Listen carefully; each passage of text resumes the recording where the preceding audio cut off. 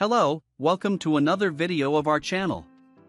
Here we translate testimonies of people who have gone through near-death experiences. Today we are going to know Candice's story. She says she received a hug from Jesus and all her questions were answered.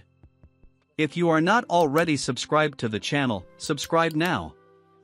Turn on the notification bell to be notified with each new video. Now let's listen to Candice's testimony. I want to thank you very much for the space. It is good to have people who welcome our experiences. My experience happened at a very delicate moment in my life. My son was 15 years old and in the phase of wanting more independence.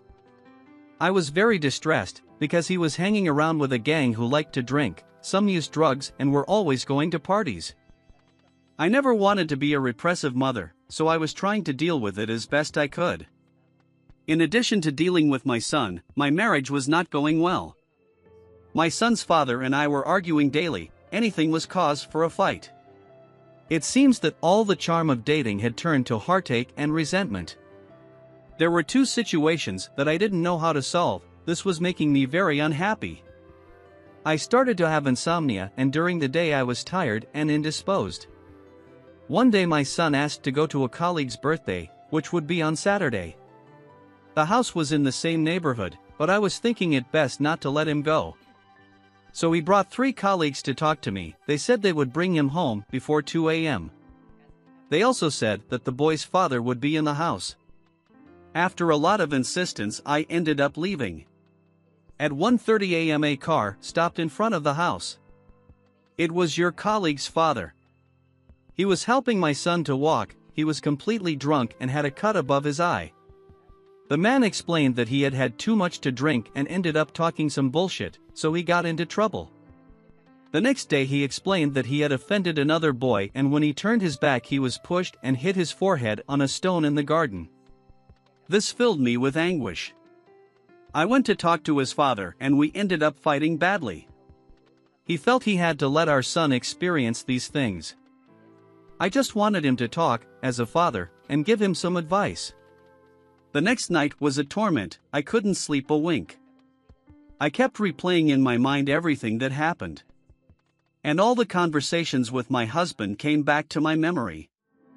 I spent the next 2 days not being able to eat and I didn't sleep much either.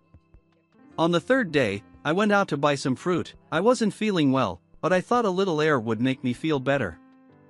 I went to the grocery store and the girl who works there found me strange. She asked if I was okay. I think she saw my dark circles. I said yes. I didn't want to talk about my state of mind. So I took the fruits and vegetables and left. I walked about 20 meters and felt my vision going dark, so I blacked out. When my vision became clear again, I was in a very beautiful field. There were some people walking and a man caught my eye. He had long hair and wore a white robe tied around his waist. He was walking among the most beautiful flowers I had ever seen. He seemed to be enjoying each one of them and also talked to people along the way. I soon noticed that he had a special importance in that place. Just looking at him made my heart filled with peace. He came to me and said, "Glad you're here." That man had a light, a glow emanating from him. Those few words made me feel welcomed in a way I hadn't felt in a long time. I immediately thought I was in the presence of Jesus. So I said, "Lord, my life is not going well. I think I'm doing things wrong." He looked at me and I didn't feel any kind of judgment. His look conveyed acceptance. It was an understanding look. He said, "Don't cover yourself so much. Not everything depends on you. The important thing is the love you have for your son." When he said that, I broke down, started crying. At that moment he hugged me. And in that hug I had all the answers I was looking for. It is difficult to describe what happened. But when he hugged me I started to see many scenes of my life. All the effort and care I've always had with my son, since his birth, has passed on my mental screen. But it wasn't like a memory, it was as clear as watching a movie. I suddenly started seeing scenes from my husband's life when he was a teenager. It was during this time that we met. I saw him one day when he'd had too much to drink and got into trouble with a group of guys. Then I saw the man he had become, a good person who loves his son and works hard to give him a good future. I realized that what I needed was to put myself in his shoes, to try to understand why he thought the way he did. It all started to make sense. Then that man, who I think is Jesus, said to me, "See, you don't have to worry so much. Guide your child, this attitude is in your hands, but he will make his own choices. And don't worry, you planted good seeds inside him, he has a good heart, this phase will pass. You also had your moment of rebellion. The important thing is to maintain the bond and make it clear that you love him." Those words brought me so much comfort. I felt a weight lift off my back. Then he said I needed to go back. I was loving that place, but I really wanted to go back to my son and start doing what I had learned from that wise man. He touched my forehead and said, "Go with God." The next instant I opened my eyes and was inside an ambulance. A doctor spoke excitedly, "She's back."